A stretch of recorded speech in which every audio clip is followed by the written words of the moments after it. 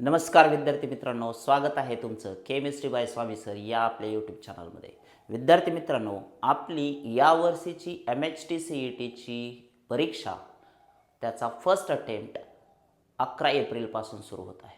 म्हणजेच आपल्याला काय करावं लागेल की 11 एप्रिलच्या अगोदर, याचा अर्थ आजपासून फक्त आपल्याकडे 50 दिवस शिल्लक आहेत.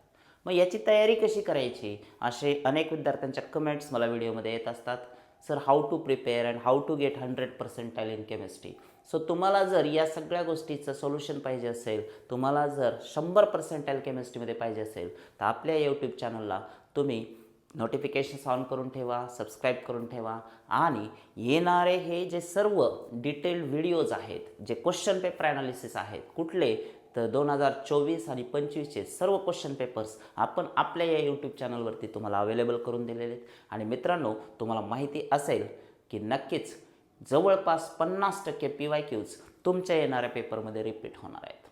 दुसरा फायदा आहे तुम्हाला PYQचा, तो म्हणजे how to prepare strategic planning for the chemistry. तुम्हाला जर केमिस्ट्री कसं प्रिपेअर करायचं आहे, कशा पद्धतीने मला 50चे 50 क्वेश्चन सोडवता येतील, हे जर पाहिजे असेल तर तुम्ही हे व्हिडिओज पाहायला पाहिजेत. कारण जे मागच्या वर्षीचे पेपर्स असतात त्याचप्रमाणे या वर्षीचे पेपर्स डिझाईन होतात, हो की नाही. सो चला तर मग जास्त वेळ न घालवता आपण आपल्या 19 एप्रिलच्या शिफ्ट 1च्या पेपरला सुरुवात करूयात. मित्रांनो, गेल्या वर्षीचा हा PCMचा पहिला पेपर, पहिली शिफ्ट आणि त्याच्यातला हा पहिला क्वेश्चन तुमच्यासमोर स्क्रीनवरती आहे. मित्रांनो, तुम्ही लगेचच मला सांगू शकता की हा जो क्वेश्चन आहे, सगळ्यात अगोदर बघूया आपण की identify a side chain R group present in the serine. हा एक अमायनो ॲसिड आहे मित्रांनो. या अमायनो ॲसिडमध्ये साइड चेन, आता अमायनो ॲसिड म्हटलं, हा क्वेश्चन निश्चितपणे कुठला आहे तर बायोमॉलिक्युलचा क्वेश्चन आहे, हो की नाही. सो चॅप्टर सगळ्यात अगोदर तुम्हाला कळला पाहिजे. आपला जो 12th चॅप्टर आहे बायोमॉलिक्युल्स, त्याच्यातला कोणत्या पॉईंटवरचा क्वेश्चन आहे तर पॉईंट आहे आपला प्रोटीन्स. प्रोटीन्समध्ये कुठला पॉईंट आहे तर प्रोटीन्समध्ये आहे अल्फा अमायनो ॲसिड्स. जोपर्यंत तुम्हाला क्वेश्चन पाहिलं की समजणार नाही मायक्रो लेवलला जाऊन की नेमका क्वेश्चन कोणत्या पॉईंटवर बनवला गेला आहे, तोपर्यंत तुमचं स्ट्रॅटेजिक प्लॅनिंगमधला स्टेप 1 कंप्लीट होत नाही. सो स्टेप 1 काय लक्षात ठेवायची प्रिपरेशनमध्ये की तुम्हाला टेक्स्टबुक एकतर 11वीचा असू द्यात किंवा 12वीचा असू द्यात, 11वीचे एकूण 10 टॉपिक CETचे जे मी तुम्हाला ऑलरेडी पहिल्या व्हिडिओजमध्ये सांगितलेले ते, आणि 12वीचे 16 चॅप्टर्स, असं लाईन टू लाईन पूर्ण टेक्स्टबुक तुम्हाला माहिती पाहिजे. प्रत्येक टॉपिकचे प्रत्येक पॉईंटचे सब पॉईंट्स माहिती पाहिजेत आणि ते डिटेल्ड माहिती पाहिजेत, तरच तुम्हाला 100% येईल. So coming to the alpha amino acids, एकूण 3 प्रकारचे असतात. आता त्याच्यात तुम्हाला सेरीन दिलेलं आहे त्यांनी. जनरल जर स्ट्रक्चर आपण अल्फा अमायनो ॲसिडचं बघितलं मित्रांनो तर ते असं असणार आहे, हो की नाही. आणि त्याच्या इथं साईडला आर ग्रुप असतो. मग हे आर ग्रुप बदलतो, बाकी हा जो ढाचा आहे अमायनो ॲसिडचा, हा जो पोर्शन आहे तो बदलत नाही मित्रांनो, हा तसाच राहतो. बदलणार काय आहे, प्रत्येक अमायनो ॲसिडला आर ग्रुप बदलणार आहे. So side chain R group सेरीनमध्ये कोणता आहे असं विचारलेलं आहे. जर तुम्हाला या प्रश्नाचं उत्तर यायचं असेल आणि तुम्हाला वाटत असेल की जर समजा अमायनो ॲसिडवरती क्वेश्चन आला तर मला त्याचं सोल्युशन आलं पाहिजे, तर एकूण 20 अमायनो ॲसिडचा टेबल आपल्या टेक्स्टबुकमध्ये बायोमॉलिक्युल्स टॉपिकमध्ये दिला आहे. 20चे 20 अमायनो ॲसिडचे स्ट्रक्चर तुम्हाला पाठ पाहिजे. सेरीनमध्ये मित्रांनो हा ग्रुप असतो CH2OH. सो तुमचा आन्सर काय असेल मग CH2OH. हा जो फंक्शनल ग्रुप आहे किंवा हा जो आर ग्रुप आहे तो तुम्हाला इथं अटॅच करायचा आहे. Option D is the correct option for this one. आता याच्यावरून तुम्हाला काय शिकायचं ह्या क्वेश्चनवरून की उद्या तुमच्या पेपरमध्ये या 20 पैकी कुठलाही अमायनो ॲसिड असू शकतो. आता सेरीन आहे, गेल्या वर्षीचे 19 एप्रिलचे शिफ्ट 1चा पहिला पेपर आहे आपला, तर इथं सेरीन आहे, अल्नाइन असू शकतो, हो की नाही. कुठला पण अमायनो ॲसिड 20 पैकी असू शकतो. तुम्हाला सगळ्या अमायनो ॲसिडचे साइड चेन ग्रुप माहिती पाहिजेत. Coming to the question number 2. चलो, what is the number of moles of water molecules required for complete hydrolysis of 1 mole of ट्रायग्लिसराइड. So हा जो क्वेश्चन आहे ट्रायग्लिसराइडचा हायड्रोलिसिस दिलेलं आहे. ट्रायग्लिसराइडचा हायड्रोलिसिस आपण chemistry in everyday life standard 11th शेवटचा topic chemistry in everyday life, हो की नाही, त्याच्यामधला हा क्वेश्चन आहे. तिथं तुम्हाला ट्रायग्लिसराईडचा उल्लेख आलेला आहे. त्याचबरोबर आपला जो अल्डिहाइड्स कीटोज कार्बोक्सिलिक ॲसिडचा पार्ट आहे तिथं देखील तुम्हाला ट्रायग्लिसराईडचा उल्लेख आलेला आहे. सो ट्रायग्लिसराईडला हायड्रोलिसिस जर तुम्हाला करायचं असेल तर किती मोल्स ऑफ वॉटरची आवश्यकता आहे असं विचारलं गेलेलं आहे. So this is our triglyceride.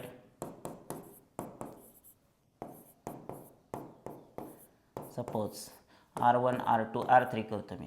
आता याला जर आपण वॉटर ॲड करतोय फ्रेंड्स तर किती मोल्समध्ये वॉटर, हा जर n मोल्स असेल तर हा याच्या किती प्रपोर्शनमध्ये आहे. साहजिकच इथं किती ग्रुप आहेत तुम्हीच विचार करू शकता. किती ग्रुप आहेत बघा, चेक करा. हे पहा 3 आहेत. 3 ठिकाणी OH ग्रुप येणार आहे म्हणजे आपला याचा प्रॉडक्ट ग्लिसरॉल असणार आहे. सो याचा प्रॉडक्ट जर ग्लिसरॉल असणार आहे,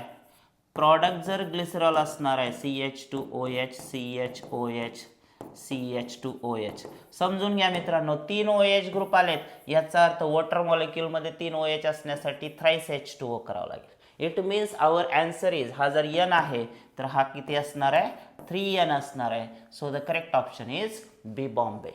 okay, let's move on to the question number 3. Which of the following compounds has maximum covalent character?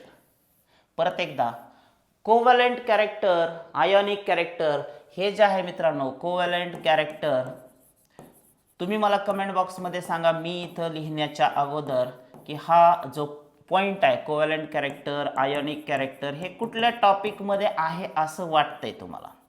बोला, तुम्हाला लगेच पॉइंट क्लिक झाला पाहिजे. सगळ्यात अगोदर तर टॉपिक, तुम्हाला टॉपिकचं नाव वाटल्यास मी सांगतो. हा टॉपिक आहे केमिकल बॉन्डिंग. कुठला टॉपिक आहे मित्रांनो, केमिकल बॉन्डिंग. क्लिक झालं पाहिजे तुम्हाला लगेचच. केमिकल बॉन्डिंगमध्ये कोव्हॅलेंट कॅरेक्टर, आयोनिक कॅरेक्टर आहे आणि त्यासाठीचा एक रूल पण आहे, फॅजन्स रूल. आठवत असेल तुम्हाला तर बघा, फॅजन्स रूल काय सांगतो मित्रांनो, कोव्हॅलेंट कॅरेक्टर कुठे जास्त असतं तर जिथं cation directly proportional to smaller size cation. Cation कसा असला पाहिजे, लहानात लहान, तर कोव्हॅलेंट कॅरेक्टर जास्तीत जास्त असतं. किंवा ॲनायन कसा असला पाहिजे, ॲनायन हा लार्जर असला पाहिजे मित्रांनो. एक तर स्मॉलर कॅटायन किंवा लार्जर ॲनायन डायरेक्टली प्रोपोर्शनल असतं. मग आता ह्या 4 ऑप्शनमध्ये तुम्ही चेक करा.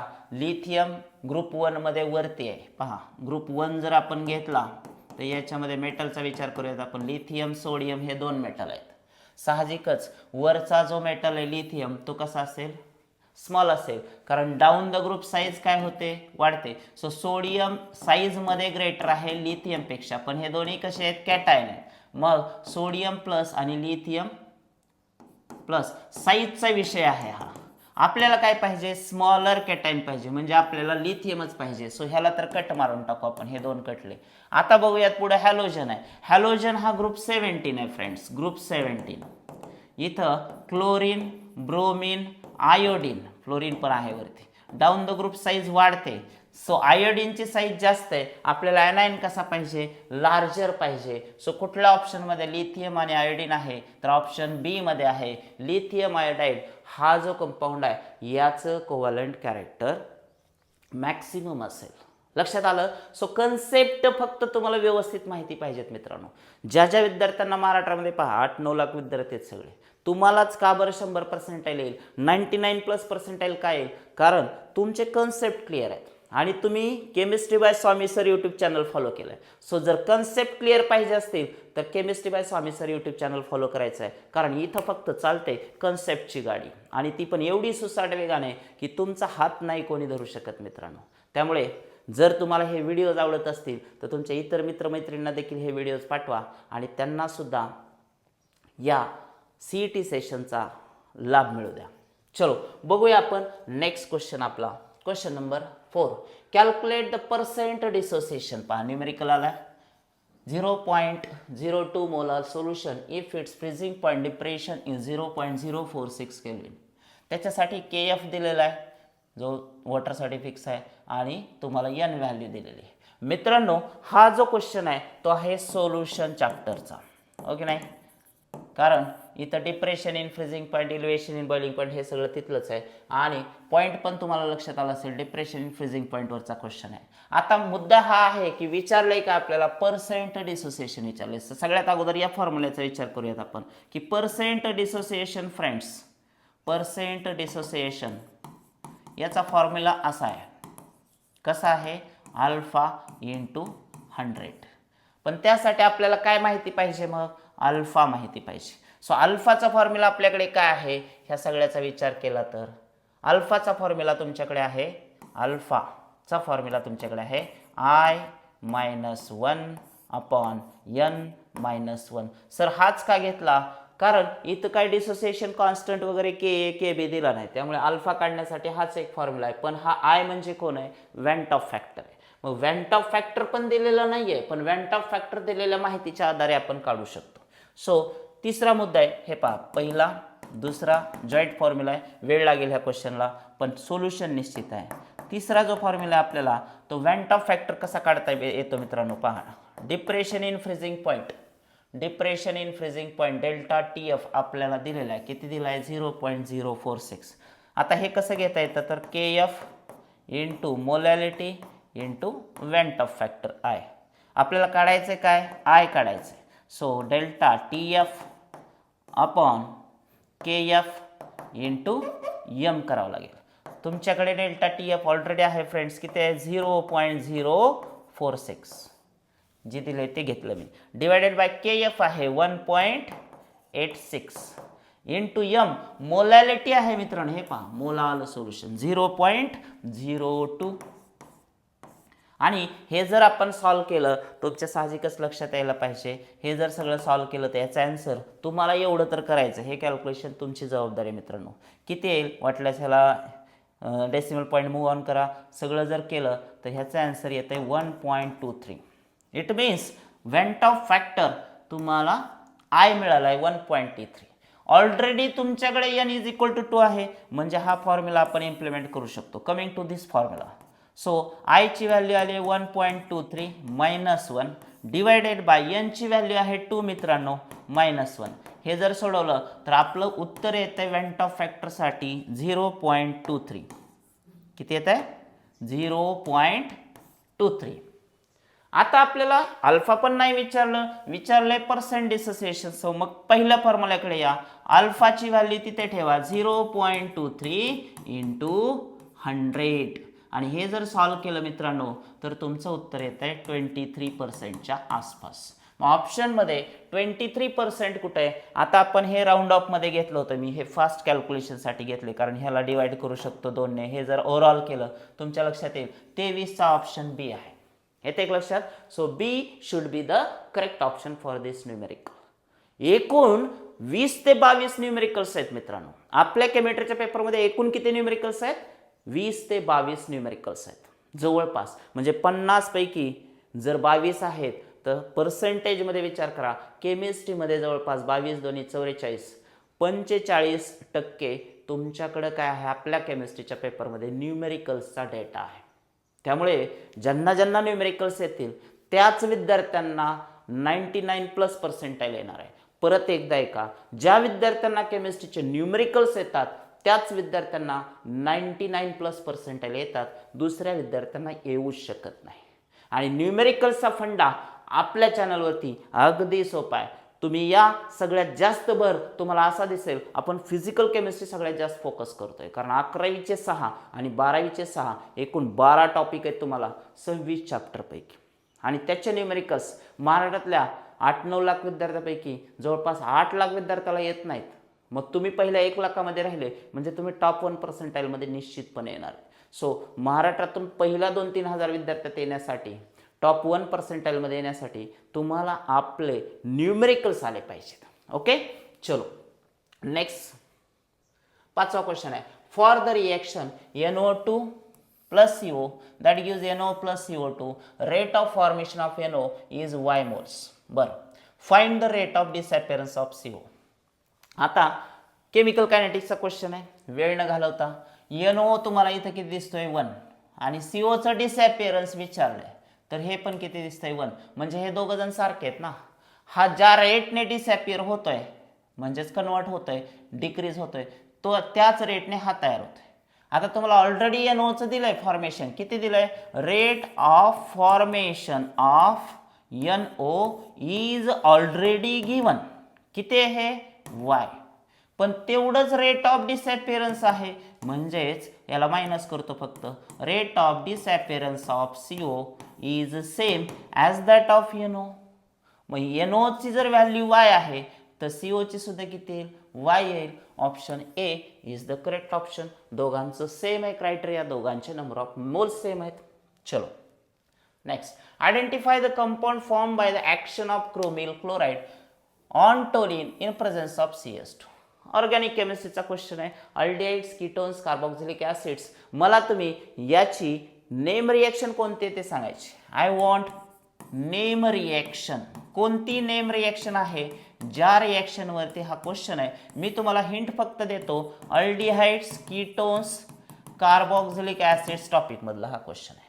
आता तुम्हाला विचार करायचा आहे, रिएक्शन तर मी देतो, नाव तुम्ही सांगायचं फक्त. टोलिनला आपण CrO2Cl2 सोबत in presence of CS2 and H3O+ hydrolysis केल्यानंतर तुम्हाला मिळणारा प्रॉडक्ट हा ऑलवेज हा असतो मित्रांनो. कोणता? बेन्झीन रिंगला CHO. It means this is what? Benzaldehyde. मला तुमचं नाव म्हणजेच रिएक्शनचं नाव अजून तुम्ही कमेंट बॉक्समध्ये दिलेलं नाही. I am waiting for your reply. कोणती नेम रिएक्शन आहे? चलो next question number 7. Which from the following, झाला ना 6 झाला 7. Which from the following compounds has lowest pKb value. साहजिकच मित्रांनो हे पहा, पीकेबी आणि बेसिसिटी, अमाइन्सची बेसिसिटी जी असते ती पीकेबी व्हॅल्यूला इनव्हर्सली प्रोपोर्शनल असते. कशी असते? Inversely proportional. आणि ती केबी व्हॅल्यूला डायरेक्टली प्रोपोर्शनल असते. केबी व्हॅल्यूला डायरेक्टली प्रोपोर्शनल असते. जेवढा पीकेबी जास्त तेवढा केबी कमी होतो, कारण ते लॉगमध्ये व्हॅल्यूज आहेत. ओके, सो आता आपल्याला विचार करायचा आहे मग लोवेस्ट पीकेबी व्हॅल्यू म्हणजे हायेस्ट बेसिसिटी. हायेस्ट बेसिसिटी थोडक्यात काय? कोणाची बेसिसिटी जास्त आहे असा क्वेश्चन विचारलाय. तुम्हाला अगोदरच दिलंय मी. हे पहा, पीकेबी व्हॅल्यू इनव्हर्सली प्रोपोर्शनल आहे. याचा अर्थ जेवढी पीकेबी व्हॅल्यू कमी तेवढी बेसिसिटी जास्त. जेवढी पीकेबी व्हॅल्यू जास्त असेल तेवढी बेसिसिटी कमी असेल. मग लोवेस्ट पीकेबी म्हणजे हायेस्ट बेसिसिटी. बेसिसिटी ऑर्डर सगळ्यात सांगतो मित्रांनो मी तुम्हाला. अमाइनच्या बेसिसिटी ऑर्डर ॲक्वियस फेज, पाण्यामधली, थोडक्यात पाणी असं लक्षात ठेवायचं. ती किती आहे मित्रांनो? पाण्यामधली जी ऑर्डर आहे ती अशी आहे 213. हे पाठच करून टाका, ट्रिक आहे. 213 काय? Secondary greater than primary greater than tertiary. लक्षातच ठेवायचं. आणि जर गॅस फेज साठी दिलेलं असेल, गॅस फेज पाण्यातली ॲक्वियस नसून गॅस फेज असेल तर मात्र 321 धरायचं आहे. So tertiary greater than secondary greater than primary. का? कारण पाण्यामध्ये हायड्रोलिसिस होतं, हायड्रेशन होतं, सॉल्वेशन होतं, त्यामुळे टर्शरीची बेसिसिटी कमी होते. टर्शरी अमाइनमध्ये नायट्रोजनच्या भोवताली बल्कियर ग्रुप्स असतात. सो बेसिसिटीमध्ये टॉपला कोण असेल मग? सेकंडरी. याच्यातला हा बघा प्रायमरी, हा तर अमोनिया आहे. अमोनियापेक्षा त्याची जास्तच असते. अजून ते पण सांगतो, ॲलिफॅटिक अमाइन्सची बेसिसिटी ग्रेटर दॅन अमोनिया असते आणि अमोनियाची बेसिसिटी ॲरिल अमाइनपेक्षा जास्त असते. मग तुम्ही हे पण लक्षात ठेवा. आता इथं जर विचार केला, अमोनियाची तर कमी असते ॲलिफॅटिकपेक्षा, हा पण कटला. मग बेन्झिनामाइड हे तर तुम्हाला लक्षात आलं पाहिजे, बेन्झिनामाइड. सो ॲरोमॅटिक, त्या बाबतीत विचार करूया आपण. मग सगळ्यात टॉपला कोण आहे? तर हेच आहे, एन इथिल इथॅनामाइन. हा सेकंडरी अमाइन आहे. सो सेकंडरी अमाइनची ऑर्डर ॲक्वियसमध्ये जास्त असते. Secondary should be the top most. Okay, basicity order व्हॅरिएबिलिटीमध्ये लक्षात ठेवा, सगळ्याच प्रकारे सांगितले. त्याच्यानंतर जातो आपण, what is the molar mass of compound represented by following structural formula. खूप सोपं मित्रांनो, हा काय असेल मग? CH3. या रेषेचं टोक म्हणजे CH3 असते. 2चा क्रॉस पॉईंट बॉन्ड लाईनमध्ये म्हणजे CH2 असतो, OH. साहजिकच कार्बन किती आहेत? 2. सो 12 दोन्ही 24 झालं. हायड्रोजन 3 आणि 2 5 आणि 1 6. सो 6 × 1 असतं हायड्रोजनचं. So 6 hydrogen. राहिलं काय मग? बघा 12 दोन्ही 24. ऑक्सिजन एक राहिला आहे. ऑक्सिजन किती आहे मित्रांनो? एक आहे. तर ऑक्सिजनचं किती राहणार? 16 × 1 16. साहजिकच तुम्ही विचार करा, 30 40 46 46 ग्रॅम हे त्याचं मोलार मास आहे. ऑप्शन बी हा करेक्ट ऑप्शन असेल.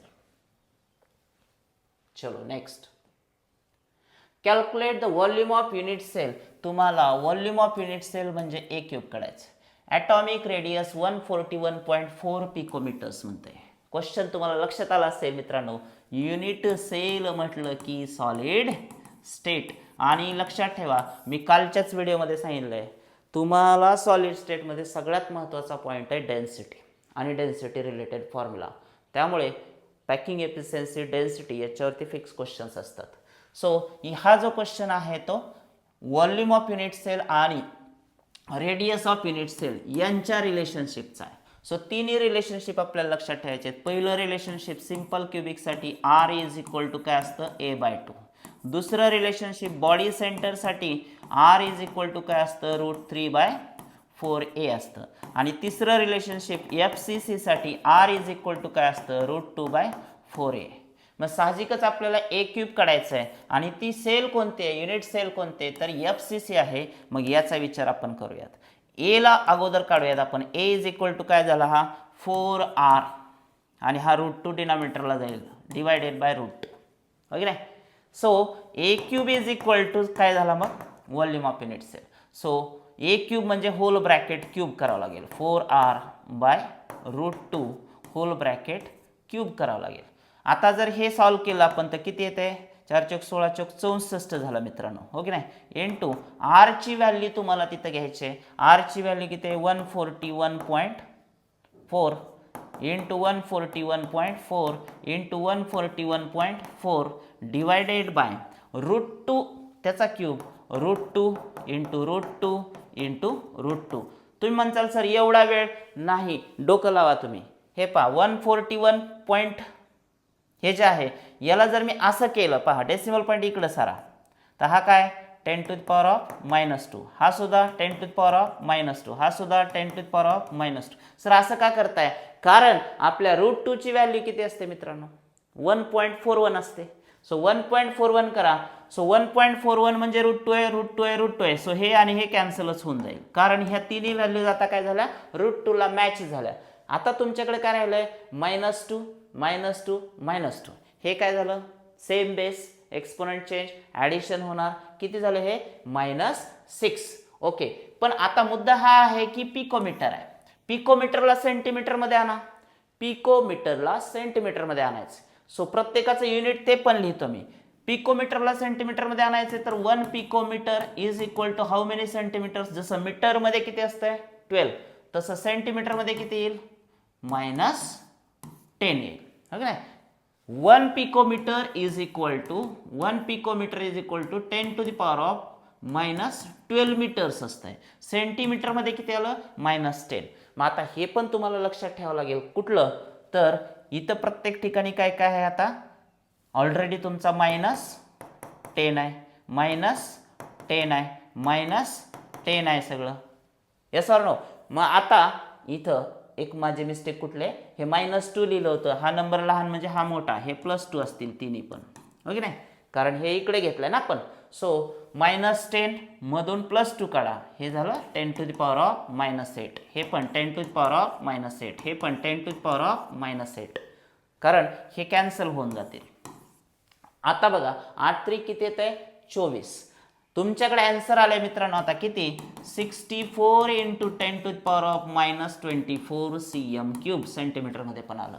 पण गोळ असा आहे की इथं 64 नाही, 6.4 आहे. सो याला इकडे घ्या. डेसिमल पॉईंट जर 6.4 डावीकडे सरकवला तर हा किती असेल? -23. सो साहजिकच आपल्याकडे ऑप्शन आहे ऑप्शन सी. सो क्वेश्चन देताना ते थोडंसं तुम्हाला कॅल्क्युलेटिव्ह देणारच आहेत. न्यूमेरिकल देताना मी तुम्हाला सिम्प्लिफाय करून सांगितले. आता ॲक्च्युअलमध्ये तुम्हाला लक्षात काय ठेवायचं की 141 ची व्हॅल्यू 1.41 केली तर ती √2 होते, त्यामुळे डायरेक्टली कॅन्सल होईल. पण ते तसं नाही करता येणार, कारण पिकोमीटर आहे. ते पिकोमीटरला आपल्याला अगोदर सेंटीमीटरमध्ये आणणं गरजेचं आहे. त्यामुळं ते जे एक्सपोनेन्शियल पॉवर आहेत ते पण आपल्याला कशा पद्धतीने कॅन्सल होतात हे कळलं पाहिजे. चलो next.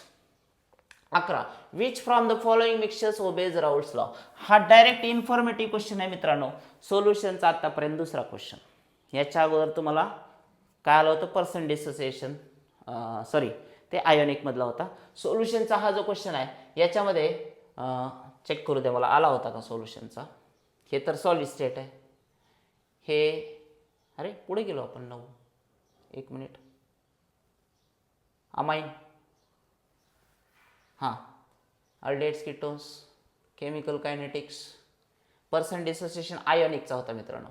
Which of the following, हां, maximum covalent character, chemical bonding, त्यानंतर केमिस्ट्री इन एव्हरीडे लाईफ, त्यानंतर बायोमॉलिक्युल्स. 9 आला. सोल्युशनचा पहिलाच क्वेश्चन आहे. इट्स माय मिस्टेक, परत एकदा करेक्शन करून देतो. सोल्युशनचा पहिलाच क्वेश्चन आहे मित्रांनो, असू द्या काय हरकत नाही.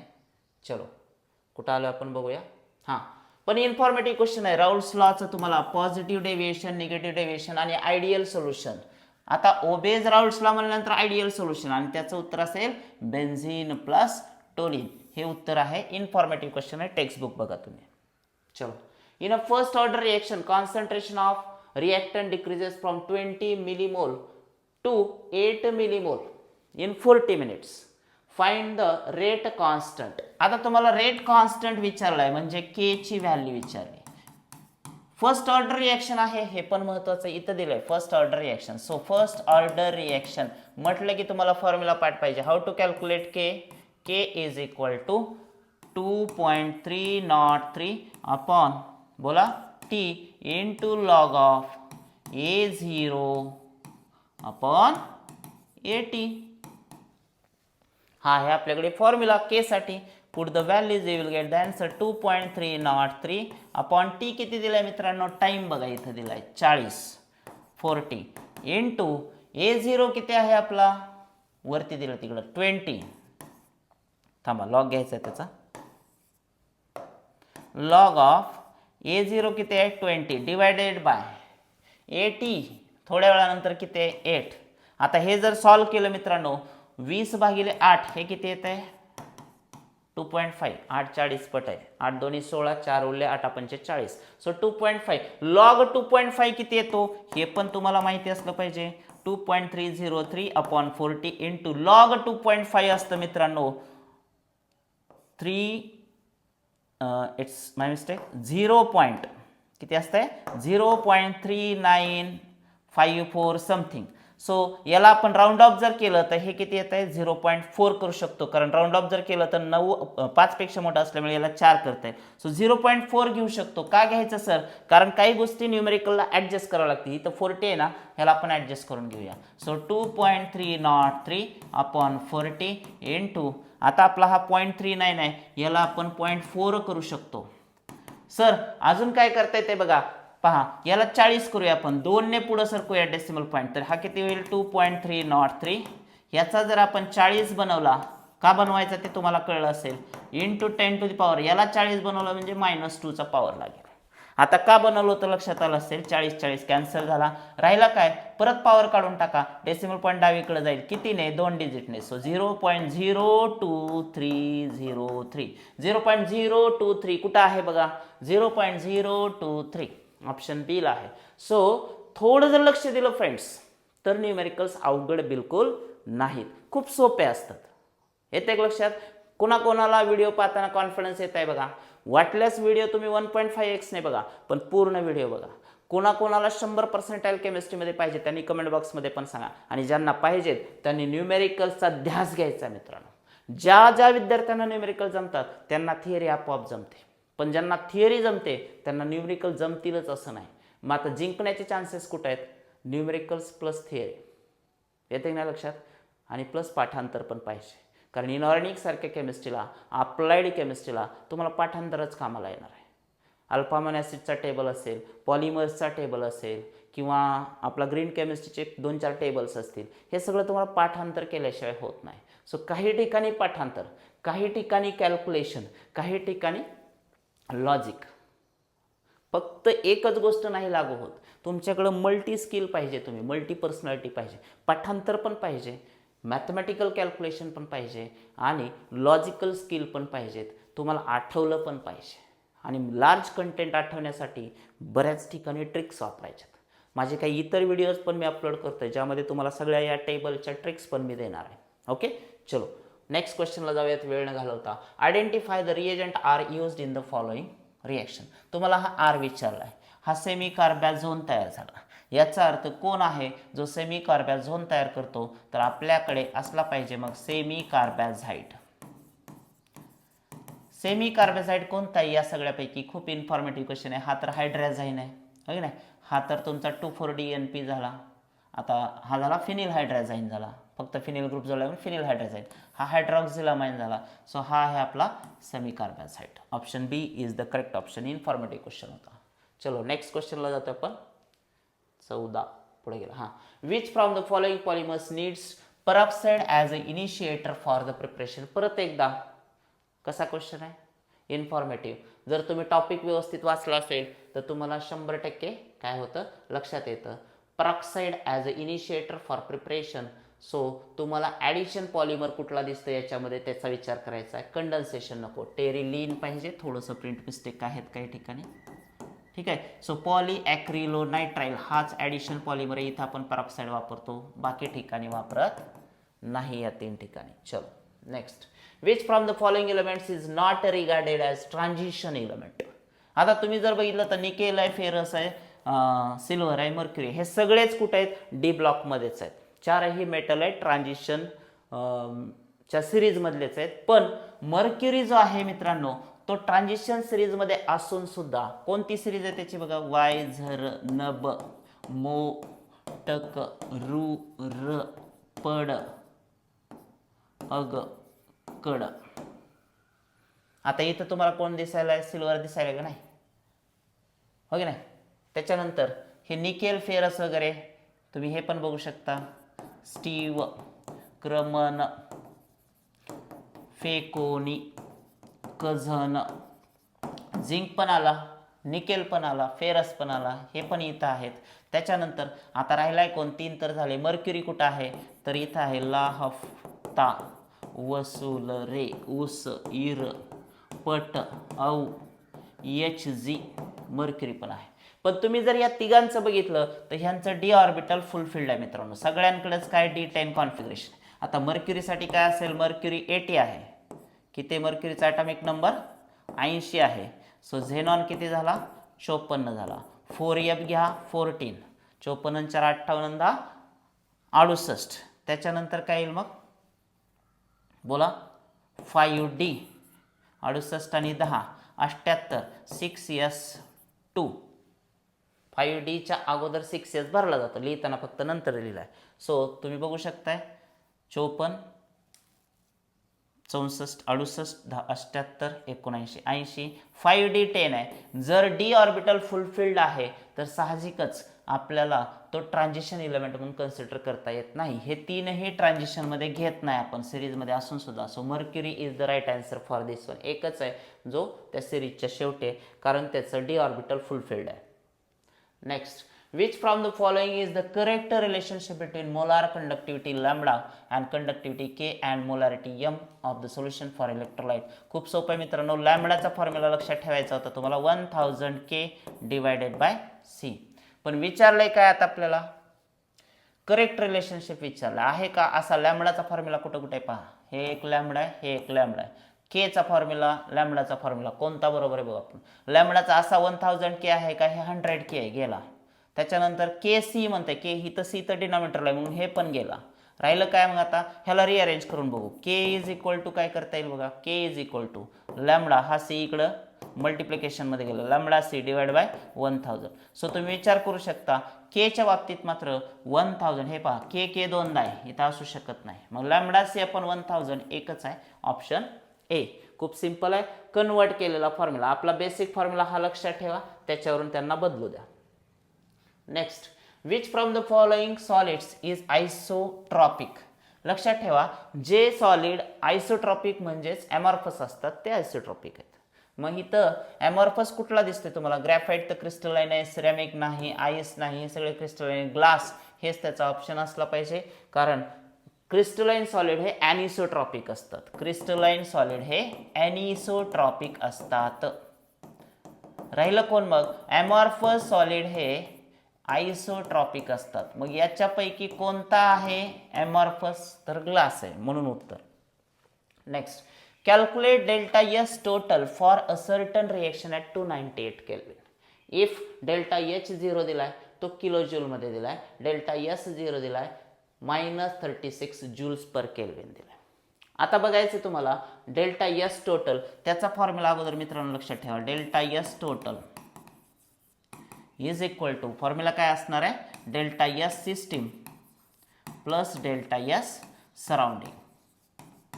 सो समजून घ्या मित्रांनो, delta S surrounding, delta S system. System तर तुमच्याकडे आहे, S0 म्हणजे सिस्टीम आहे, हे घेऊन टाकू आपण. चलो, -36 जूलमध्ये प्लस, आता डेल्टा एस सराउंडिंग काढायचा आहे. दिलाय का कुठं? नाही दिला. Delta S calculate delta S total काढायचं, पण त्यासाठी delta S surrounding. Delta S सराउंडिंगचा फॉर्म्युला असा पण असतो मित्रांनो. Delta S surrounding is equal to minus delta H0 upon T असते. आणि हे जर सॉल्व्ह केलं आपण, डेल्टा एच ची व्हॅल्यू इथं आहे बघा, minus inside the bracket -208.6 kilo joule म्हणताय, 10⁻³ करतो, डिवायडेड बाय टेम्परेचर किती आहे? 298 केल्विन. साहजिकच फ्रेंड्स, लक्ष द्या इकडं. आता हे 298 आहे, 300 न करून बघा, ह्याला मल्टिप्लाय केलं तर तुमचं हे उत्तर लगभग किती येत आहे? 300 न जर विचार केला आपण तर हे 208 2086 धरा, हो की नाही? 298 300 केलं तर 0 कॅन्सल होतील. याला मी राऊंड ऑफ म्हणतोय, मायनस मायनस प्लस झाला, हे तर लक्षात ठेवा, मायनस मायनस प्लस 2086. आणि ह्याला मी किती पकडतोय? 300 पकडतोय. हे पुढे डबल 0 आहेत ना, हे जर काढून टाकलं तर मग 0 गेट्स कॅन्सल्ड. आता राहिलंय किती बघा? 3 ने 2086 ला डिवाइड करायचं. केलं तर किती येते बघा? 3 2 6, 3 3 3 सख 18. खाली किती राहिले? 2 28, 3 9 27, हो की नाही? 1 राहिला, मग 3 5 15, 695. 695च्या आसपास म्हणजे जवळपास 700, हो की नाही? 700 पर्यंत आलं. मग हे 700 इथं ॲड करा. 700 जर ॲड केलं तर हे 36 तर वजा होतील. 700 मधून 36 गेलं तर हे किती येत आहे? 36 वजा करा, 664, हो की नाही? सो 664 ऑप्शन ए मध्येच आहे. बाकी दुसरे उत्तर खूप दूर आहेत. 834 आहे, 736 आहे, 926 आहे. सो जवळचं उत्तर कोणतं आहे? 664, 700. आणि हे राऊंड ऑफ केल्याशिवाय उत्तर फास्ट येत नाहीत, त्यामुळे केले पाहिजेत आपण राऊंड ऑफ. चलो next, which among the following is benzylic halide? खूप सोपा क्वेश्चन, हॅलोजन डेरिव्हेटिव्ह मधला. बेन्झिलिक हॅलाइड म्हणजे मित्रांनो बेन्झिन रिंगला डायरेक्टली काय पाहिजे? तो हॅलोजन जर इथं आला तर हा ॲरिल हॅलाइड झाला. पण बेन्झिन रिंगच्या पुढचा जर sp3 हायब्रिडाइज कार्बन असेल म्हणजे कुठला? सिंगल बॉन्डवाला कार्बन, त्याला जर आपण हॅलोजन अटॅच केला तर तो होतो बेन्झिलिक. मग कुठला वाटतंय तुम्हाला बघा? पहिलाच आहे ना, ब्रोमो फेनिल मिथेन, हो की नाही? सो इथं फक्त काय करायचं आहे? ब्रोमिन टाकायचं आहे, तर तोच ऑप्शन तुमचा असेल. कारण बाकी ठिकाणी ते हे पहा, 4 ब्रोमो टोलिन म्हणते डायरेक्ट ब्रोमिन अटॅच, त्यानंतर 1 ब्रोमो 2 फेनिल इथेन असू शकत नाही, 1 ब्रोमो 2 फेनिल इथेन. का? कारण बेन्झिन रिंगच्या पुढं पुढं चाललंय ते. हे बघा, इथेन म्हणाले ते, इथेन, इथं फेनिल पण जोडा म्हणते ते. हां, ऑलरेडी आहेच की हे. तर थांबा 1 मिनिट, हे काढतो मी. हे येणार CH, इथं BR करू. तर तुम्ही बघू शकता मित्रांनो की 1 2, 1 ला ब्रोमो आहे, 2 ला फेनिल आहे, त्यामुळे हा पण कटला. का? कारण इथं पाहिजे होता ब्रोमिन, पुढे गेला, नाही चालत. मग आपल्याकडे ऑप्शन असताना कशाला वेळ घालवायचा? हे तर 3 असू शकत नाही. ब्रोमो बेन्झिन पण ॲरिल हॅलाइड आहे, एकच ऑप्शन ए. चलो, आणि फिक्स क्वेश्चन आहे बरं. हॅलोजन डेरिव्हेटिव्ह मध्ये विनिलिक हॅलाइड, ॲलिलिक हॅलाइड, बेन्झिलिक हॅलाइड याच्यावरती फिक्स क्वेश्चन आहे. त्यामुळे याचा जो बेसिक पॅटर्न आहे, कोण ॲलिलिक आहे, कोण बेन्झिलिक आहे, कोण विनिलिक आहे, कोण प्रायमरी आहे, कोण सेकंडरी, ह्याचं नॉलेज तुमच्याकडे प्रॉपर असलं पाहिजे. चलो, which from the following is correct regarding T12 of reaction if we double the initial concentration of reactant in first order reaction? मित्रांनो फर्स्ट ऑर्डर रिएक्शन याचा जर टी हाफचा विचार केला आपण तर ते असेल 0.693 डिवायडेड बाय के. हे असतंय फॉर्म्युला कोणासाठी फर्स्ट ऑर्डर रिएक्शन. आता याच्यामध्ये विचार करा कॉन्सन्ट्रेशन ऑफ रिएक्टंट आहे का? A080 दिसतंय का कुठं? नाही. मग तुम्ही कॉन्सन्ट्रेशन डबल करा ट्रिपल करा काय तुम्हाला क्वाड्रिपल करा त्याने काही फरक पडणार नाही कारण इथं कॉन्सन्ट्रेशनवर टी हाफ डिपेंडच नाही. So double the initial concentration म्हणतंय फर्स्ट ऑर्डर रिएक्शनला काही फरक पडणार नाही मित्रांनो. T half remains the same. Option C असेल.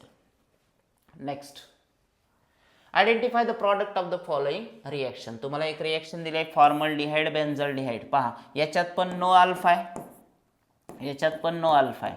दोघांकडे पण अल्फा नाही. बेन्झल्डिहाइडमध्ये पण नाही फॉर्मल्डिहाइडमध्ये पण नाही. कॉन्सन्ट्रेटेड NaOH हायड्रोलिसिस म्हणजे हे कॅनिझरोज रिएक्शन आहे मित्रांनो.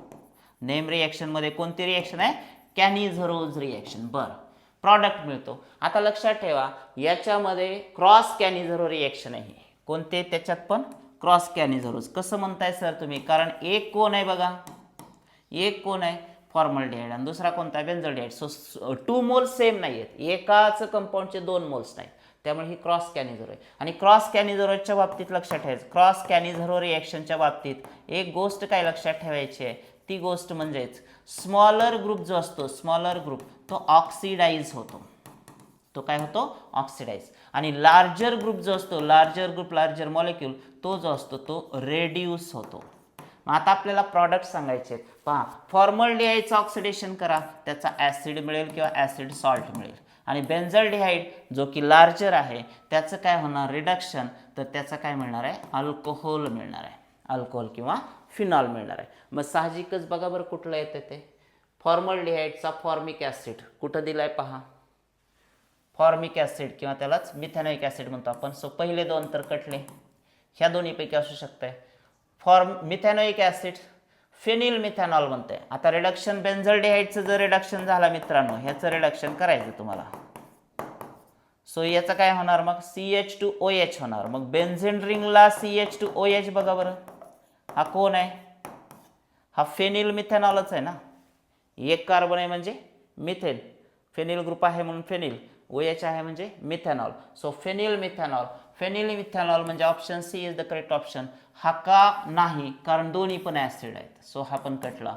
मिथॅनोइक ॲसिड अँड फेनिल मिथॅनॉल. बघा तुम्हाला व्हिडिओ बघत असताना खूप सारी इन्फॉर्मेशन तुमच्याकडे गॅदर होते.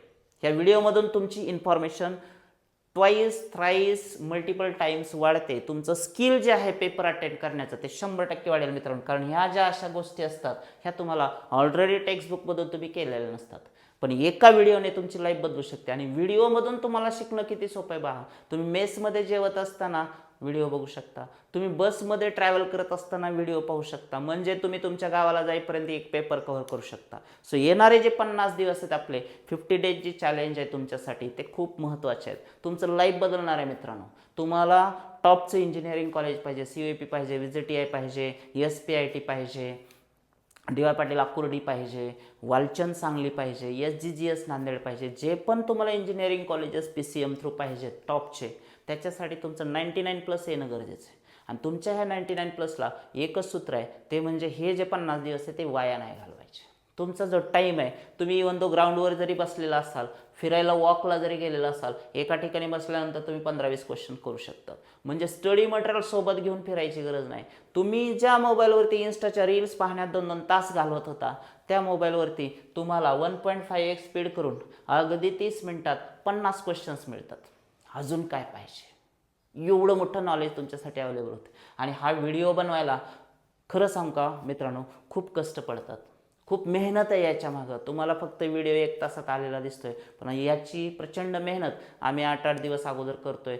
सगळं सॉर्ट आउट करतोय, प्रिपरेशन करतोय. स्लाइड्समध्ये चुका होत आहेत, काहीतरी बॉन्ड राहतंय, काहीतरी चुकतंय, एखादा कुठेतरी सरकलेलं असतंय ते परत जागेवर आणावं लागतंय, त्याचं अरेंजमेंट करावं लागतं. तर याच्या मागं खूप कष्ट आहेत.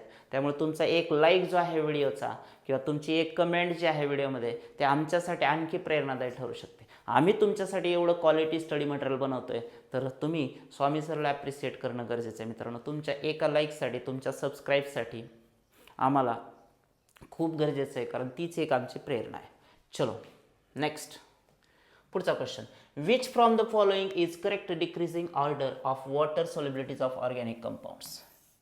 सोल्युबिलिटीची डिक्रीजिंग ऑर्डर म्हणते मित्रांनो, आणि कोण दिले, अल्कोहोल आहे, अमाइन आहे, अल्केन आहे. तिन्हीमध्ये अल्कोहोल, अमाइन, अल्केन आहे. लक्षात ठेवा पोलॅरिटीवर सोल्युबिलिटी डिपेंड असते. OH ची पोलॅरिटी OH ची जी आहे ती NH पेक्षा जास्त असते. आणि राहिला प्रश्न कार्बन हायड्रोजन, हे तर सगळ्यात कमीच असेल. मग अल्केनमध्ये कार्बन हायड्रोजन बॉन्डिंग आहे, नॉन पोलार आहेत हे. तर मग आपली रेस कुठे आहे, फक्त आता अल्कोहोल आणि अमाइनमध्ये. टॉपला कोण असेल तुम्ही सांगा. मग सगळ्यात टॉपला कोण असेल, अल्कोहोल. त्याच्यापेक्षा कमी अमाइन, आणि सर्वात कमी हायड्रोकार्बन्स. कुठं आहे चेक करा. Alcohol is greater than amines is greater than alkanes. माझ्या मते ऑप्शन एच आहे, कारण बाकीच्या ठिकाणी अल्केन दिलाय, अमाइन दिलाय, अल्कोहोलच्या नंतर अल्केन दिलाय. So option A. Which from the following coordinate complexes contains the ligand EN. खूप सोपं आहे मित्रांनो. EN म्हणजे असतं इथिलीन डायअमाइन. कुठल्या ह्याच्यात आहे बघा, इथिलीन डायअमाइन, त्यालाच शॉर्टकट EN आहे. इथं दिसतंय. So this is the correct option. खूप सोपा क्वेश्चन कोऑर्डिनेशन कंपाऊंडचा होता. What is the volume occupied by 0.5 mole of CO2. तुमच्या सम बेसिक कन्सेप्टचा क्वेश्चन आहे. 0.5 मोल ऑफ CO2 म्हणते मित्रांनो. व्हॉल्यूम जर पाहिजे असेल तर 1 मोल CO2 चा व्हॉल्यूम तुम्हाला माहित पाहिजे, तो किती असतो, 22.4 लिटर्स किंवा DM3. कितीला, 1 मोल. पण विचारलंय किती, 0.5 म्हणजे अर्धा. So half mole of CO2 ला काहीच करायची गरज नाही. किती असेल, याच्या निमा असेल, डिवाइड बाय 2 करा, 11.2 DM3. उत्तर कुठे आहे ते पाहून ठेवा. 11.2. खूप सोपा क्वेश्चन मोल कन्सेप्टवरचा आलेला होता. किती, 56 सेकंदात आपल्याला उत्तर द्यायचंय, पण 5 सेकंड्समध्ये होते. Calculate the change in internal energy of the system. Change in internal energy म्हणजे डेल्टा यू काढायचे, first law of thermodynamics. If 20 kilojoule of work is done on the system, म्हणजेच W पॉझिटिव्ह आहे, and it releases 10 kilojoule of heat. Heat मात्र minus आहे, W कसा आहे, positive, heat minus आहे. So Q plus W असते, पण heat आपल्याला मायनस Q घ्यावं लागेल या इक्वेशनसाठी जो चेंज केला आपण ते. सो थर्मोडायनेमिक्स फर्स्ट लॉ काय असते, ओरिजिनल थर्मोडायनेमिक्स फर्स्ट लॉ आहे delta U is equal to Q plus W, जो की आपल्याला चेंज इन इंटरनल एनर्जी बद्दल माहिती देतो. पण आपल्याला इथं या न्यूमेरिकलसाठी जे त्यांनी दिलंय ते करायचं. मग ॲडिशनल वर्क डन कितीचं आहे, सिस्टीम वरती आहे म्हणून पॉझिटिव्ह आहे, ते कितीचं आहे, 20 प्लस किती हीट रिलीज झाली, -10. सो 20 - 10 म्हणजे हे राहिलं +10चा काय असेल, चेंज असेल इंटरनल एनर्जीचा. सो इंटरनल एनर्जीचा चेंज +10 कुठे आहे ऑप्शनमध्ये तुम्ही चेक करू शकता, +10 बी बॉम्बे. इथं काही नाही म्हणजे प्लस असतंच, ठीक आहे. So +10 is the answer. Next, what are the products formed when Li2CO3 undergoes decomposition. Lithium कार्बोनेटचं डिकम्पोजिशन करायचं मित्रांनो, Li2CO3.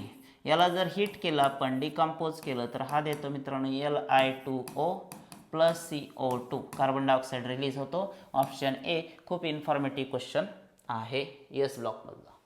Identify the product formed from chlorobenzene on heating with the concentrated HNO3 in presence of concentrated H2SO4. थोडक्यात तुम्हाला इथं काय करायला सांगितले त्यांनी, कलर चेंज करतो थोडासा. तुम्हाला क्लोरोबेन्झिनला नायट्रेशन करा म्हणाले, ते HONO2 हा आपला नायट्रिक ॲसिड, आणि इन प्रेझेन्स ऑफ काय म्हणताय, कॉन्सन्ट्रेटेड H2SO4. सो हॅलोजन डेरिव्हेटिव्हचा क्वेश्चन आहे, सिंपल क्वेश्चन आहे. ऑर्थो आणि पॅरा पोझिशन अवेलेबल असतात इलेक्ट्रोफिलिक सबस्टिट्यूशनसाठी. सो दोन्ही प्रॉडक्ट धरा. ऑर्थोचा प्रॉडक्ट बघा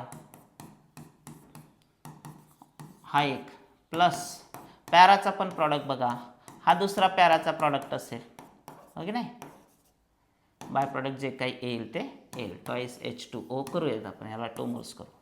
सो साहजिकच तुम्हाला कुठं दिसत आहे बघा बरं, 1 क्लोरो 4 नायट्रो 1 क्लोरो 2 नायट्रो. कुठं दिसतंय पहा, पहिला तर नाही आहे, ओनली म्हणतंय, हे पण नाही. Mixture of 1 chloro 4 nitro 1 chloro 2 nitro. Option C is the correct option. हे होऊ शकत नाही, ठीक आहे.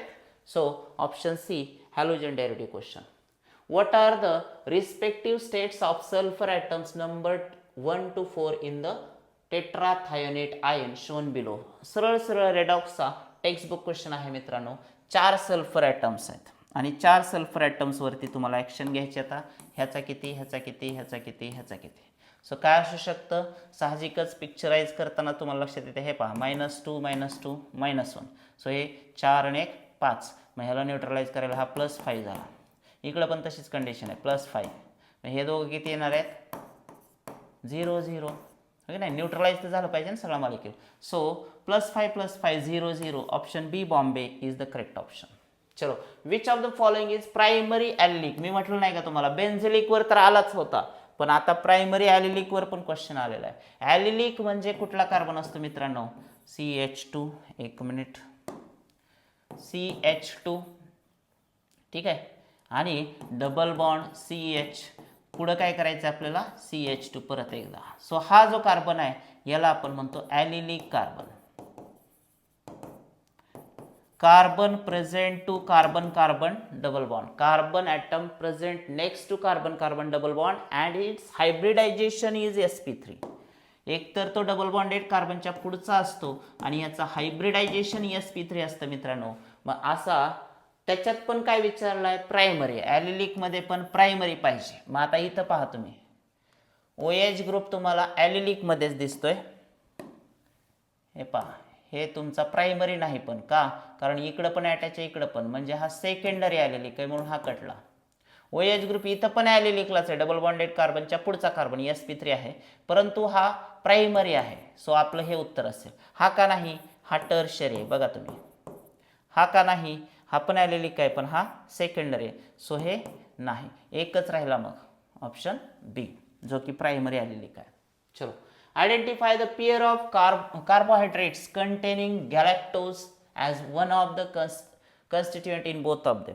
सो गॅलॅक्टोज दोन्हीमध्ये आहे असा पेअर पाहिजे आपल्याला. हे पहा, सुक्रोज स्टॅच्यूज, सुक्रोजमध्ये कुठून आला गॅलॅक्टोज नाही, माल्टोजमध्ये पण कुठून आला नाही, लॅक्टोजमध्ये पण नाही. ह्या तर सगळ्या कशा आहेत, डायसॅकराइड आहेत. ह्यांचा तर विषय सोडा. ह्याच्यामध्ये गॅलॅक्टोज कुठं दिसतं तुम्हाला, रॅफिनोजमध्ये पण असतो, स्टॅच्यूजमध्ये पण असतो. Option C is the correct option. Only informative question आहे बायोमॉलिक्युल्समधला. विचार करा मित्रांनो, ज्या बायोमॉलिक्युल्सला आपण बोर्डमध्ये कमी समजत होतो त्या बायोमॉलिक्युल्समध्ये अमायनो ॲसिडचा एक क्वेश्चन येऊन गेलाय. आता तुम्हाला शुगरवरचा एक क्वेश्चन दिसायला आहे. म्हणजे 2-2 3-3 क्वेश्चन्स बायोमॉलिक्युल्समधून पण येत आहेत. सो कुठल्याही टॉपिकला कमी समजू नका सीईटीला. चलो नेक्स्ट जाएंगे. The pH of sample of vinegar is 3.76. Calculate the concentration of hydrogen ion. पहा, pH ऑलरेडी दिलाय आणि त्याचा फॉर्म्युला काय असते, negative log of H+ ion concentration. आणि हेच विचारले आपल्याला, कॅल्क्युलेट H+ आयन कॉन्सन्ट्रेशन. मग आपण ह्याला डावीकडे घेऊया. Therefore log to the base 10 of H+ ion concentration is equal to negative pH करून टाकू. ह्याचा लॉग काढायचा तर ह्याचा अँटी लॉग येईल. So H+ ion concentration is equal to negative, पहा, अँटी लॉग ऑफ, एक minute, anti log of negative pH. Value जर ठेवली anti log of negative pH, किती आहे pH इथं दिलाय तुम्हाला 3.76 -3.76. मित्रांनो इथं जो मॅन्टिस आहे, आता कॅरेक्टरिस्टिक तर -3 झाली, पण 0.76 हा निगेटिव्ह मॅन्टिस आहे. निगेटिव्ह मॅन्टिसाचा अँटीलॉग आपण बघत नाही, त्याला पॉझिटिव्ह करावं लागतं. कसं करता येईल, +1 to the mantissa -1 to the characteristic. मग -1 -3 हे किती झालं, बार 4 झालं पॉईंट. आता +1 टू द मॅन्टिसा, मॅन्टिसा ऑलरेडी आपला किती आहे 0.76 मायनसवाला, आणि ह्याला आपण +1 ॲड केला तर हे किती राहिलं, मग +1 मधून -0.76 काढून टाका, हे राहणार 4 आणि इथं किती 9 मधून 7 गेले. सो हे राहणार 24. So 0.24 it means 0.24. आता ह्याचा अँटीलॉग आपण बघू शकतो. 0.24चा जो अँटीलॉग आहे मित्रांनो तो किती असतो, हे जर तुम्हाला आलं तर तुमचं उत्तर आलं, कारण हे तर बार कॅरेक्टरिस्टिक आपण घेणारच आहे. ते किती येणार आहे 10⁻⁻⁴. राहिला प्रश्न 0.24चा अँटीलॉग तुम्हाला पाठ असला पाहिजे आणि तो किती येतो 1.738 येतो, लक्षात ठेवा. सो तुमचं उत्तर असेल बी बॉम्बे 1.738. ओके, चलो नेक्स्ट. चलो let's see which from the following complexes is an example of Ma2Bc type of diastereoisomers. So coordination complex वरचा हा क्वेश्चन आहे. तुम्हाला Ma2 बी सी टाईप पाहिजे. सो 2 लिगँड सारखे पाहिजेत आणि 2 वेगळे पाहिजेत. 2 सारखे 2 वेगळे हे तर असू शकत नाही. 2 2 सारखे आहेत. हे पण 2 2 सारखे आहेत गेला. हे इथं बघा 2 4 सारखे आहेत, एक वेगळा आहे. इथं पहा हे 2 सारखे आहेत, हे 2 वेगळे आहेत, म्हणजे हेच आहे. हे पहा A2 कोणाला समजा क्लोरीनला, बी कोणाला समजा अमोनियाला आणि सी कोणाला समजा वॉटरला. So option B is the correct option. Next, which from the following polymers is obtain by addition of polymerization method. खूप सोपा आहे मित्रांनो. ॲडिशन पॉलिमरायझेशनने येणारा हा पण कंडेन्सेशन आहे. CONH कंडेन्स करावं लागतं आपल्याला. हे पण नाही आहे, हे पण नाही आहे, एकच राहिला CF2. Yes or no? CF2 हाच आहे एक. N मोल्स घ्यावे लागतील तुम्हाला याचे. पॉलीटेट्राफ्लोरोइथिलीन. याला जर आपण पॉलिमराइज केलं, this will form N number of moles of CF2. It means Teflon. So हा एकच आहे जो की ॲडिशन पॉलिमरायझेशनने केला जातो. बाकीचे 3 कंडेन्सेशनमध्ये येतात. Next, which of the following is one of the product of ozonolysis. साहजिकच मित्रांनो, ओझोनलायसिस हे अल्किन्सचं करत असतो आपण आणि त्यामध्ये ओझोन सोबत आपण अल्किनला रिॲक्ट करतो. पण तुम्हाला माहिती असलं पाहिजे याच्यात अगोदर तयार काय होतो? ओझोनाईड तयार होतो. Yes or no? हो की नाही? बोला पटकन. आणि ह्याचं ब्रेकडाऊन जर केलं तर एकतर अल्डिहाइड येतो किंवा कीटोन येतो किंवा यांचं मिक्सचर येतं. अल्डिहाइड किंवा कीटोन याच्यापैकी पाहिजे तर इथं अल्कोहोल नाही आहे, ॲसिड नाही आहे, इस्टर नाही आहे, राहिला एकच अल्डिहाइड. हे त्याचं उत्तर असेल. ओझोनलायसिस रिॲक्शन तुम्हाला त्याच्यासाठी माहिती पाहिजे. Find the molar mass of non-volatile solute when 20 grams of it dissolved in 200 grams of water at 300 Kelvin. So relative lowering of vapour pressure पण तुम्हाला दिलेली. मी तुम्हाला खूप सारे PYQs प्रत्येक टॉपिकचे दिलेले आपल्या चॅनलवरती पण आहे. या फॉर्म्युल्याची ट्रिक तुम्हाला तिथून बघायचे. डेल्टा P अपॉन P10 हा झाला relative lowering of vapour pressure. आणि ह्याला आपण काय घेतो? उमामाऊ. 21 करून टाकायचं. संपला विषय. याला डावीकडे घ्या. Therefore M2 is equal to, हा इकडे आला तर W2 M1, हा P1 तिकडे घेऊन टाका, P10 divided by delta P खाली घ्या, delta P into W1. Rearrange केलेलं आपण फॉर्म्युलाला. Put the values, you will get the answer. Therefore M2 is equal to, values जर ठेवल्या सो W2 किती आहे आपला? सोल्यूट किती आहे? 20 grams. So 20 into M1 molar mass of the, पहा सॉल्वंट कोण आहे? वॉटर. नाही, 200 grams of water. Okay, molar mass of water किती येईल मित्रांनो? मोलार मास ऑफ वॉटर किती येते? 18 इंटू P10 ऑलरेडी रिलेट. हां, एक मिनिट, ह्याला रिअरेंज करायची काही गरजच नाही मित्रांनो. ह्याला आहे असंच ठेवूया आपण. थांबा एक minute. Relative lowering of vapour pressure तुम्हाला दिलेलंच आहे की किती दिलेलं आहे हे डायरेक्टली घेऊन टाकू आपण. हां, ह्याला एकत्रित घेतो मी आणि ह्याला इकडे घेऊन टाकू. सो जर रिअरेंज केलं, give me 1 minute friends, we have to rearrange the formula. हे पहा, ही व्हॅल्यू ठेवायची आपल्याला. किती आहे? 0.02 ऑलरेडी आहे. इज इक्वल टू उमामाऊ. आता जे काढायचं आहे ते डाव्या बाजूला घेऊयात आपण. सो काय येईल रिअरेंज केल्यावर? W2 ची व्हॅल्यू ठेवूयात. किती आहे? Mass of solute. M1 molar mass of solvent, sorry given mass of solvent जे आहे ते इथं आहे तुमचं सॉल्वंटचं M1. ते किती आहे? M1 18 डिवायडेड बाय, आता M2 तर इकडे आलाय, ह्याला इकडे घेऊन टाकू. 0.02 इंटू हा इकडे घेतलाय ना आपण W1. आता काय राहिला फक्त तुमचा मास ऑफ सॉल्वंट. W1 म्हणजे मास ऑफ सॉल्वंट. तो किती आहे? 200 ग्रॅम्स. आणि जर हे सॉल्व केलं, तुम्हीच मला सांगा ह्याचा आन्सर काय येतं ते. हो की नाही? हे जर आपण सॉल्व केलं तर मित्रांनो काय येते पहा. हे मायनसचा वरती गेला म्हणजे ह्याला आपण काय करूयात? 2 0 वाढवूयात. -2 होते, पॉवर -2 आहे, वरती घेतली तर हे किती झाला? 2000 इंटू 18. आता राहिला काय इथं पहा, हे 2 आहे, हे 200 आहे, मग किती झाला? 400 झाला. 400 म्हणलं तर हे 0 0 कॅन्सल. राहिलं काय पहा, बोला लवकर. 4 पंचे 20, 18 पंचे 90. सो 90 हे आपलं आन्सर आलं पाहिजे. So delta P upon P10 already दिलं होतं, त्यामुळे याचं उत्तर किती आहे 90 ग्रॅम्स पर मोल. ऑप्शन सी येतं याचं उत्तर. Next, which from the following reactions perform zero work. Zero वर्कसाठी डब्ल्यूचा फॉर्म्युला लक्षात ठेवा मित्रांनो, minus delta N G R T. Reaction दिलेलं असताना हा फॉर्म्युला वापरायचा सिंपल. आता तुम्हाला जर झिरो वर्क पाहिजे असेल तर हे पहा, आरची व्हॅल्यू फिक्स आहे, कॉन्स्टंट आहे, टी फिक्स आहे काही ना काही. डेल्टा एन जिथं झिरो होतो ते बघा, डेल्टा एन झिरो केव्हा होईल, if N1 is equal to N2 असतील, म्हणजे रिएक्टंटचे मोल्स आणि प्रॉडक्टचे मोल्स सेम असतील. तर कुठं आहे रिएक्टंटचे मोल्स बघा, इथं किती आहे 1, इथं किती आहे 1, इथं 1, सगळे गॅस आहेत, इथं 1. सो हेच असू शकतं. तरी पण आपण दुसरे ऑप्शन बघूया. हे 3 आणि 1 4 आहे, आणि हे किती आहे 2 आहे. सो हे नाही. इथं पहा, हे 1, हे किती आहे 2.5, 3.5 झाला, आणि हे 2 आणि 1 3, हे पण नाही असू शकत. त्याच्यानंतर ते तर लिक्विड होतं वाटर, हे 2 आणि हे 7, 7 आणि 2 9 व्हायले, हे 6 आणि 4 10 व्हायले. सो हे मॅच होत नाही. एकच आहे ऑप्शन ए त्याचा करेक्ट ऑप्शन असला पाहिजे, कारण 2 - 2 होते ते. N2 - N1 प्रॉडक्टचे मोल्स किती आहेत 1 आणि 1 2, 2 मायनस हे पण किती आहे 2, 0 येत आहे. 0 इंटू एनिथिंग 0 झालं. Next, identify the product be in the following reaction sequence. खालच्या रिएक्शन सिक्वेन्स मधला प्रॉडक्ट बी विचारला. तर अल्किल हॅलाइड म्हणल्यावर हा काय झाला RMgX झाला मित्रांनो. पहिला तर फिक्स झाला ए. अमोनिया सोबत याला रिएक्ट केलं तर हा काय देणार निश्चितपणे REH देणार, आणि प्लस MgX एका बाजूला, दुसऱ्या बाजूला NH2 येणार, हो नाही.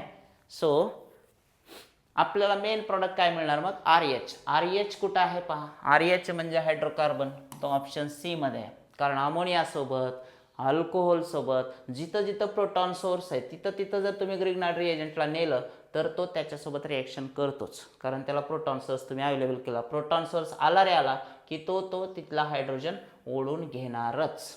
ओके, चलो next, match the column process 1 with the column second application.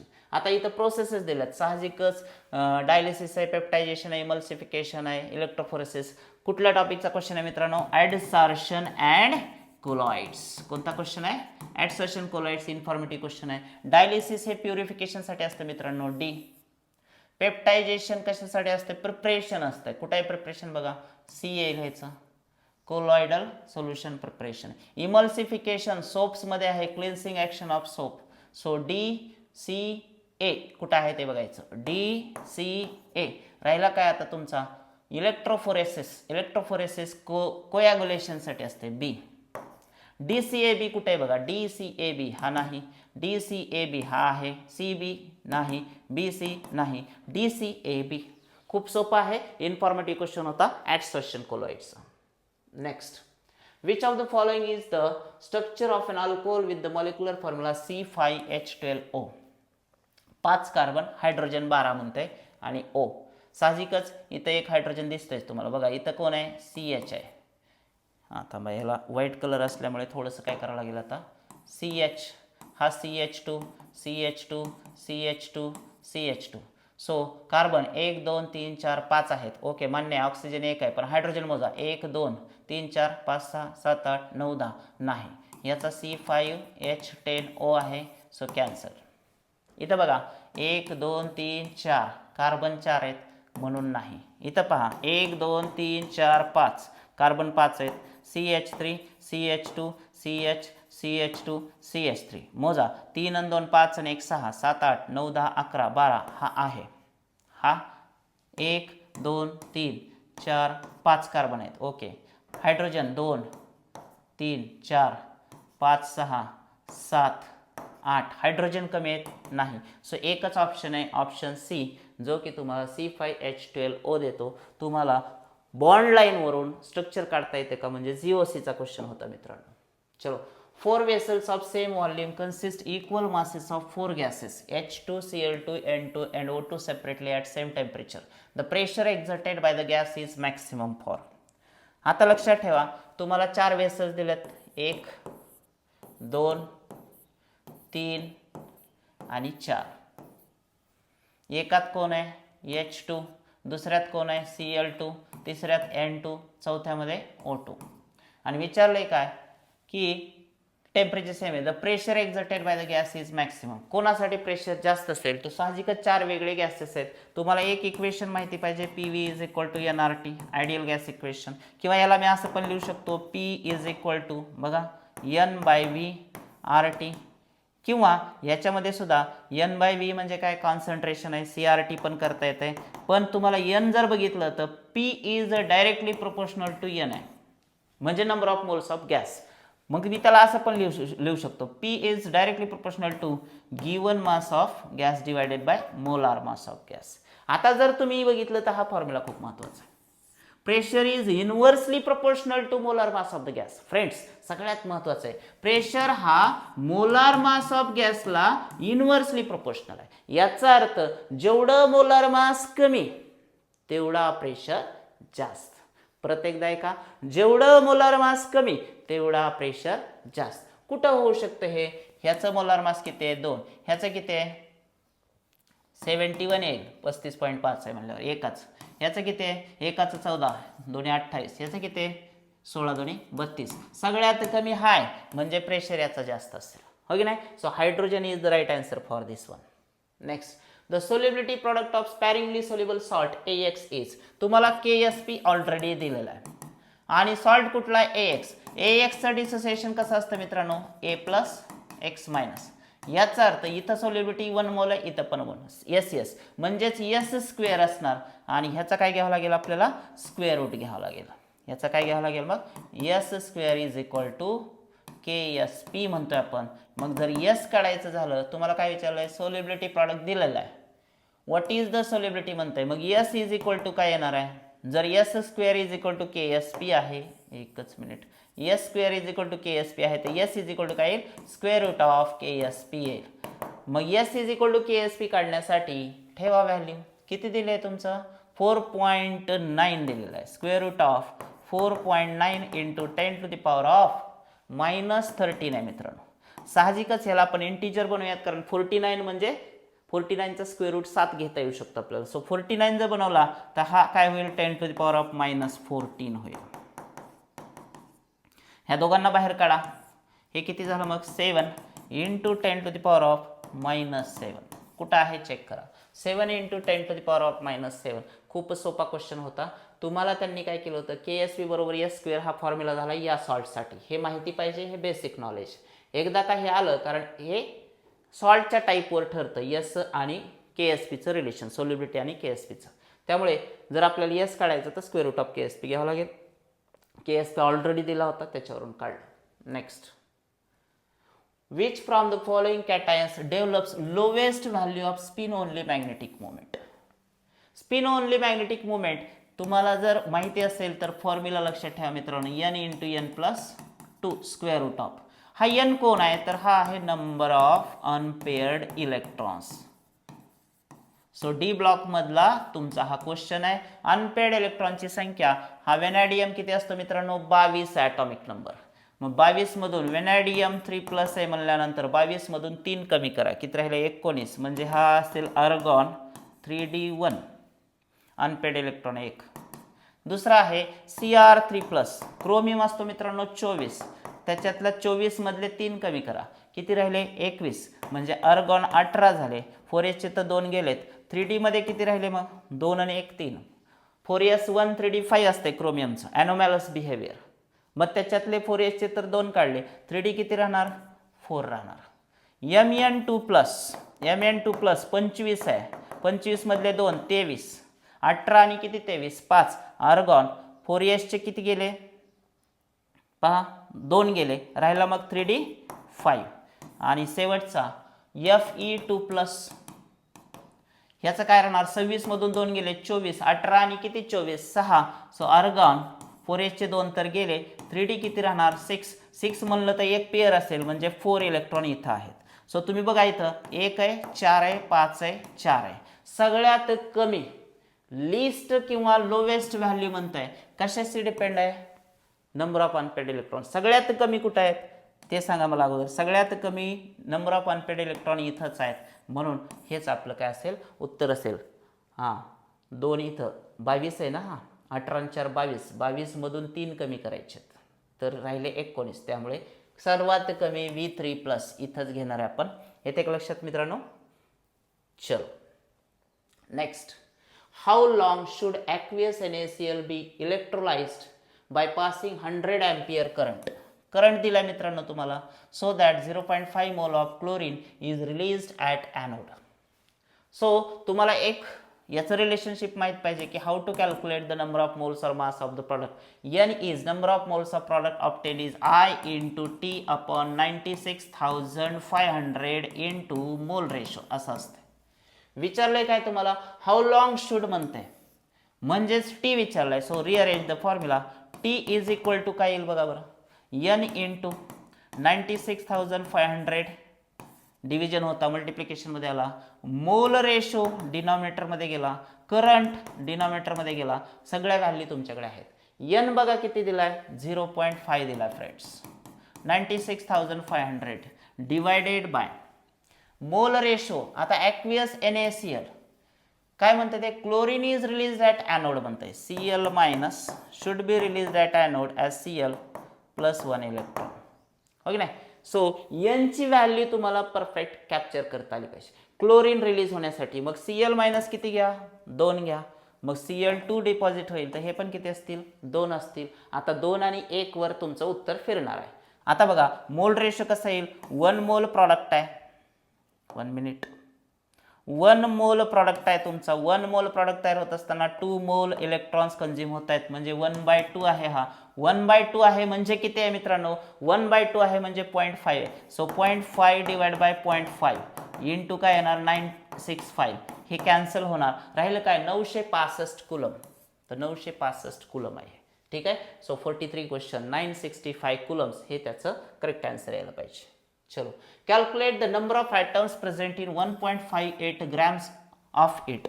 तुम्हाला नंबर ऑफ ॲटम्स सॉलिड स्टेटचा क्वेश्चन परत एकदा. If it forms BCC structure. So मित्रांनो XN divided by rho A cube असा असेल फॉर्म्युला नंबर ऑफ ॲटमसाठी. पाठच करा, सॉलिड स्टेटच्या PYQs मध्ये ऑलरेडी आपण पाहिलेलं आहे. सो X काय गिवन मास आहे, किती आहे, 1.58 grams into number of atoms BCC मध्ये 2 असतात मित्रांनो, कारण ऑलरेडी तुम्हाला युनिट सेल दिलेले आहे BCC. आणि rho into A cube already तुमच्याकडे व्हॅल्यू दिलेली त्यांनी. Rho into A cube 1.58 into किती आहे, 10 to the power of -22. So 1.58 gets cancelled. राहिला काय, 2 into 10 to the power of -22 atoms. कुठं आहे पहा, 2 into 10 to the power of minus आहे ना, हे खाली वरती प्लस 22 आला बघा, 2 आला येत आहे. Option B should be the correct option, कारण खाली -22 आहे, वरती जाताना ते प्लस होऊन जाईल. Next, identify the correct order of thermal stability. खूप वेळा क्वेश्चन हा CET मध्ये विचारला गेला मित्रांनो. Group 16 elements. तो थर्मल स्टॅबिलिटी लक्षात ठेवा. H2O is greater than H2S is greater than H2SE is greater than H2TE. आता हायड्रोजन बॉन्डिंग टेंडन्सी वरती जास्त आहे, त्यामुळे थर्मल स्टॅबिलिटी इकडे जास्त. पण आपल्याला याच्या विरुद्ध विचारलेलं आहे. करेक्ट ऑर्डर तुम्ही जर बघितलं तर वॉटरची सगळ्यात जास्त पाहिजे. कुठं दिसते इथं, हे पहा वॉटर इकडे घेतलाय, so cancel.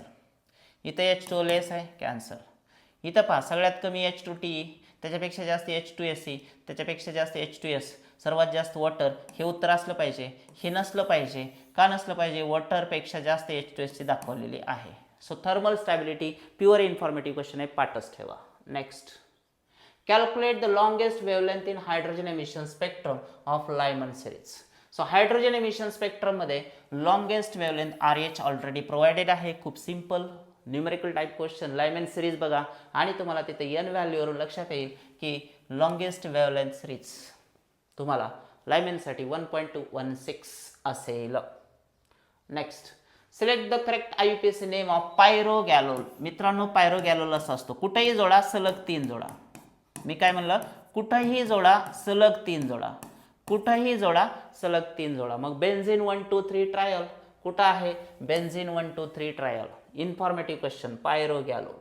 Next, in a chemical reaction sum of formula weight of all reactants किती दिलेलं आहे, 274 in fact and atom economy is 50%. Calculate formula weight of the desired product. So आपल्याकडे पर्सेंट ॲटम इकॉनॉमीचा formula आहे मित्रांनो. Percent atom economy formula आहे desired products weight divided by sum of mass of all reactants into काय करायचं आहे 100. आता already तुम्हाला वेट ऑफ ऑल रिएक्टन्स दिलेलं आहे, पर्सेंट ॲटम इकॉनॉमी पण दिलेलं आहे, डीपी काढायचा आहे. So desired mass of product is equal to percent atom economy,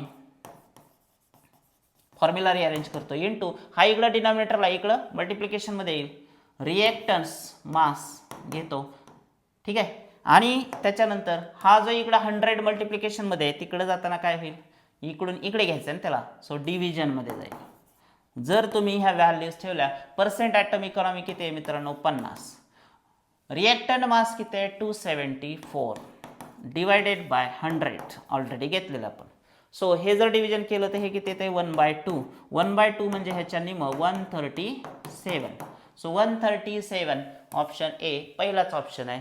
so खूप सोपा क्वेश्चन, फिक्स क्वेश्चन असतो ग्रीन केमिस्ट्रीमध्ये पर्सेंट ॲटम इकॉनॉमी वरती. Next and last, second last आहे, which among the following salts is not hydrolyze in water. लक्षात ठेवा, salts of strong acid and strong base no hydrolysis.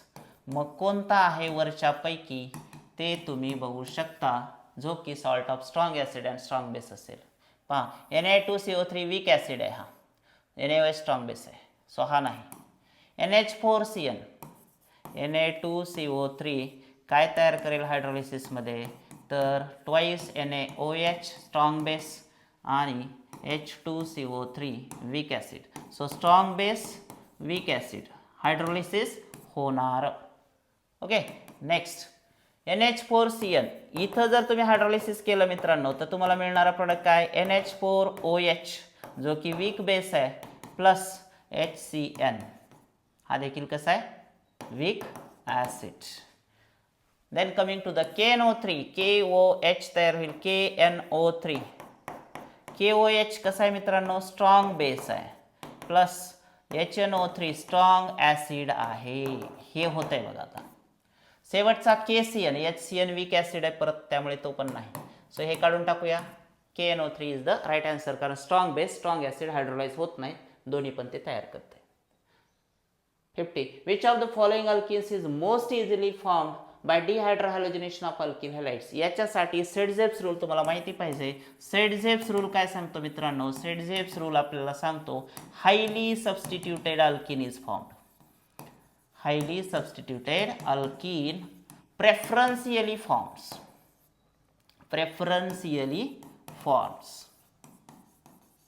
Okay. So preferentially form होतो म्हणल्यानंतर जास्तीत जास्त R group असणारा option डीच आहे. येस ऑर नो, लक्षात आलं तुमच्या सगळ्यांच्या. सो हा होता आपला paper. Yes or no. Okay. So 50 question झालेले आहेत. पूर्ण पेपरचं सोल्युशन 19 एप्रिलच्या मी दिलेलं आहे. भेटूयात लवकरच 19 एप्रिलचा शिफ्ट 2चा पेपर. हा व्हिडिओ तुम्हाला कसा वाटला ते मला कमेंट बॉक्समध्ये नक्की सांगा. आणि अजून असेच व्हिडिओज पाहिजे असतील तर सबस्क्राईब करून ठेवा, बेल आयकॉनला क्लिक करून ठेवा, जेणेकरून तुम्हाला नवीन व्हिडिओज मिळत राहतील. थँक्यू.